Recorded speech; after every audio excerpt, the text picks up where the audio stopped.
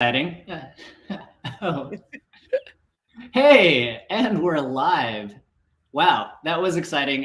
Countdown thing, not really sure when you're doing things the first time, but welcome everybody to Site Reliability Chats. This is a fun new thing that Julie and I are going to be trying just to recap some of the week's news for you and what it means for you in terms of reliability and how we think about things in the site reliability engineering world. With that said, welcome again. I'm Jason Yee. I'm the Director of Advocacy at Gremlin. Along with me is Julie Gunderson, Senior Reliability Advocate at Gremlin. Yeah, Julie, hi everybody. Yeah, hi. Really excited to be here. As Jason and I mentioned, this is our first episode, so we're really excited to do this. Please let us know in the comments if you have ideas, if there are things you'd like us to talk about. And the goal is to talk about the news of the week, the tech news, the outages, and all things reliability. And so with that, I'd actually like to get us kicked off, Jason, with there was a really big outage on February 22nd when Slack went down, which of course completely disrupted the internet and all of us folks working, because who knows how to do anything without Slack. And so we'd like to just kind of kick off by talking about that. You know, Jason, this was a really, really big outage. And what we found out from Slack was they traced the problem to a change they implemented, and then they ended up reverting that problem, but it was really a configuration change. And that led to like a huge increase in activity on the database infrastructure. So the databases weren't working. They weren't serving those incoming requests. They introduced tighter rate limits to reduce the load, but then people couldn't access Slack. And then once the system stabilized, they lifted the rate limits to enable more connections, but it happened too quickly. And then the system was impacted again. At the end of the day, they were able to gradually lift the rate limits to allow more people to connect to Slack. And it was over by 9:14 a.m. PST, and everybody was able to get back into Slack. But one of the funny things here was that people were posting in our Slack about not being able to access Slack, as some folks actually had access and others didn't. And so, yeah. Yeah, that was a fun outage because I woke up to that.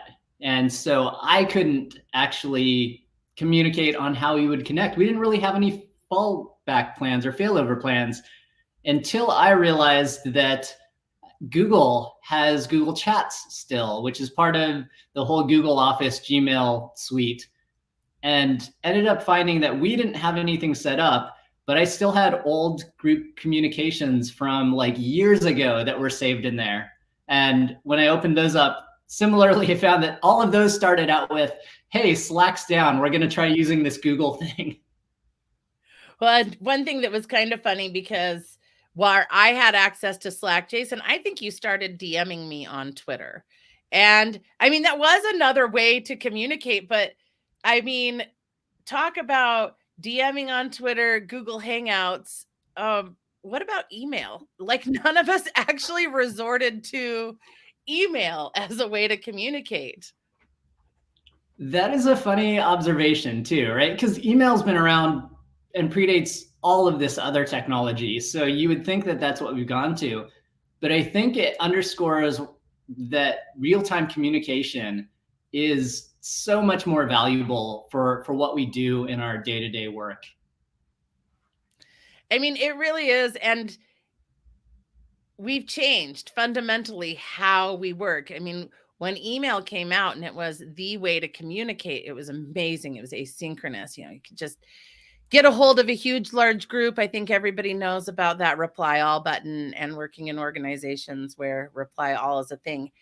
I check my email now maybe 3 times a day, in the morning, generally at lunch, and before I log off at night, because email is really the last way to communicate, at least with me. And Slack is great. And there's a lot of different Slack channels. I mean, I don't know about you, but I'm in at least 9 different Slack workspaces. I've got a lot open as well. It's always hard to manage too when you have that many of which Slack you communicate on. And oftentimes when these outages happen and they're doing, slow rollbacks or slow reintroductions of traffic, you get into a weird state where, especially for this one, I had some Slack workspaces that were working and some that weren't. And it was very inconsistent. Thankfully, you and I think, share probably 4 or 5 different Slack workspaces. So hopefully in the future, one of them works and we can still keep using Slack. What I do have to say for our friends over at Slack, because it's been a rough, 12 months for them. There's been some outages. They do such a great job of communicating. I love the Slack status page because they really do keep you up to date. So, we've talked about this before. I used to talk about this a lot when I was over at PagerDuty. Please don't make your customers have to go to Twitter to find out if there is an outage. Put it on your status page. Be honest about it. And I've got to give Slack some major kudos for the way they handled it and kept everybody updated. They followed some of those just traditional rules of make sure you're posting updates every, 30 minutes, whatever your company organization agrees upon, because then your users know that there's going to be an update. So even if there is no update, just we're still investigating, it is a great update for your users. I mean, it will generally keep them off of Twitter, complaining about the issue. And generally when Slack goes down, Twitter just gets filled with memes of what we're all doing while we're not working that day, because nobody can communicate without Slack. But it wasn't just Slack that day that went down, right? There was also another issue. Yeah, there were lots of issues, including Peloton. So Peloton went down that same day. Largely, it was thought to be connected, but the big thing for Peloton users is that Peloton users were not able to connect to the service, which, as a non-Peloton owner, I think is a little bit funny, because the service is really predicated on this idea of being able to connect with folks and enjoy rides together and get lessons together. So that's really cool. But at the end of the day, it's an exercise bike. You can still get on it. You can still pedal. So yeah, exercising alone, not super fun. It's always nice to have people with you. But ultimately, for a company like Peloton, very different from a company like Slack when the internet or when internet-based services go down. That's absolutely true, because again, if you don't exercise, it's not like you're going to miss out on a huge deliverable. You might not lose a pound that day or be in a grumpy mood because you don't have those awesome endorphins from exercising, but it's not necessarily something that will cripple the economy. Although it was a short outage, I do not know what would happen if Peloton went out for a long time. There might be some major rage out there for folks that can't get on their bikes. It's either that or we all switch and it's no longer a leg day and it becomes, I don't know, an upper body day. Go outside, do something fun, get some fresh air rather than being inside. Well, and what was interesting about both of these situations is that they actually got blamed on AWS, which it wasn't AWS's fault. I mean, this time it was not AWS's fault. But there was quite a few articles that were coming out through the day that AWS was having an outage, and that's why Slack went down. And as much as folks love to blame AWS for things, because they did have a recent major outage that was very painful for a lot of people. This time it wasn't their fault. But Down Detector is interesting, right? Because we oftentimes rely on Down Detector. Remember what I said about, please don't make people go to Twitter to figure out if your site is down. Also, maybe don't make them go to Down Detector. Yeah, Down Detector is an interesting thing when you're using it for outages and incidents and trying to get some sort of understanding. it's often the fallback, right? Because as an external customer, you don't have access to those metrics inside to see what systems are like.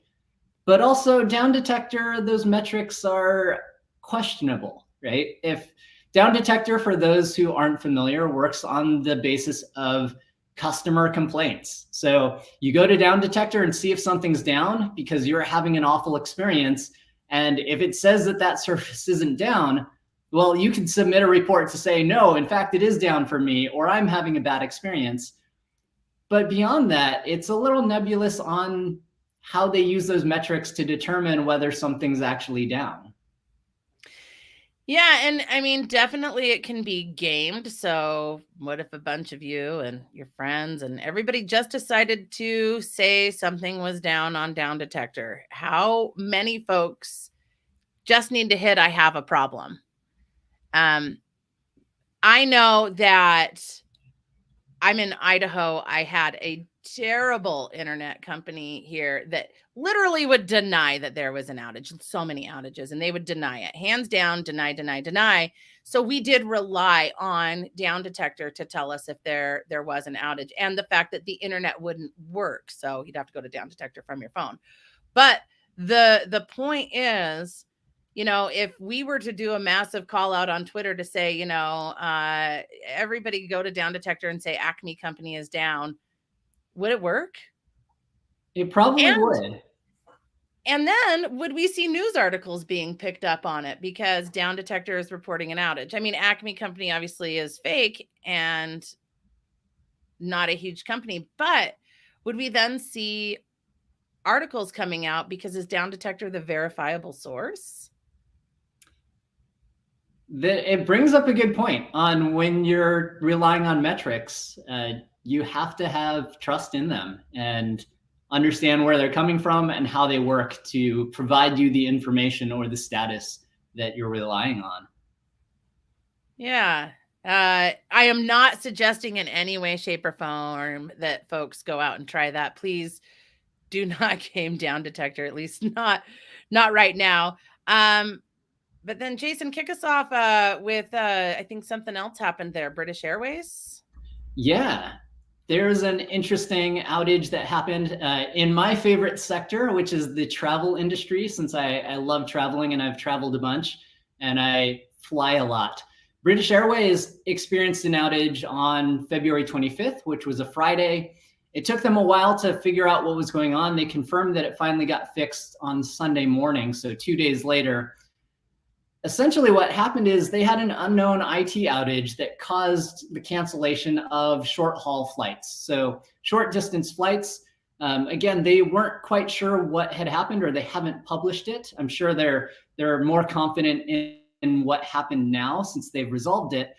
But in the short term, it meant that a lot of people were having canceled flights and unable to go where they needed to go. But beyond that, they weren't getting that information. So as Julie mentioned, it's important for companies to constantly publish what's going on, even if it means publishing that we're still investigating.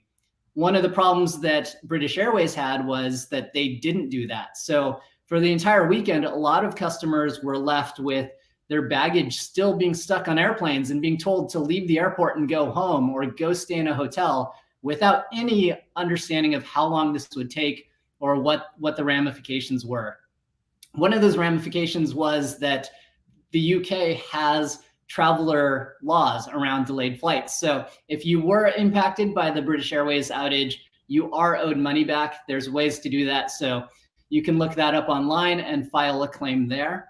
This also brings to mind that in 2017, British Airways had a massive outage. That one was much larger. It actually took out all of their information systems, including things like kiosks in the airport.